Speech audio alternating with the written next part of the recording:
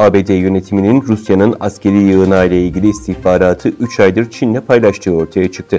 Ancak Pekin yönetimi Rusya üzerindeki nüfuzunu kullanması ve işgali durdurması için kendisine verilen bu istihbaratı iddialara göre Moskova ile paylaştı.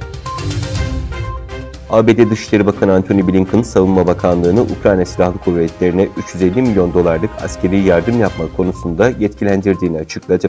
Diğer yandan Pentagon'dan yapılan açıklamada Rusya'nın işgal için 150 binden fazla asker görevlendirildiği, bunların yarıdan fazlasının Ukrayna içine giriş yaptığı belirtildi.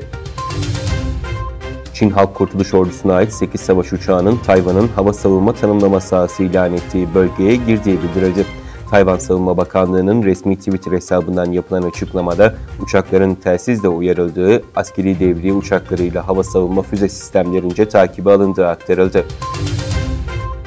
Rusya'nın Ukrayna'ya saldırması nedeniyle teknoloji dünyasından da yaptırımlar gelmeye başladı. Apple Pay ve Google Pay hizmetleri çevrim dışı oldu.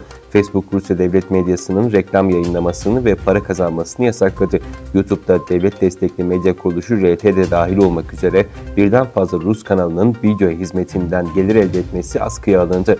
Öte yandan Rusya'da başta Moskova olmak üzere çok sayıda şehirde Twitter'a erişim sağlanamıyor. Çin, ABD'nin güdümlü füze taşıyan bir muhribinin Tayvan Boğazı'ndan geçmesini kınadığını bildirdi.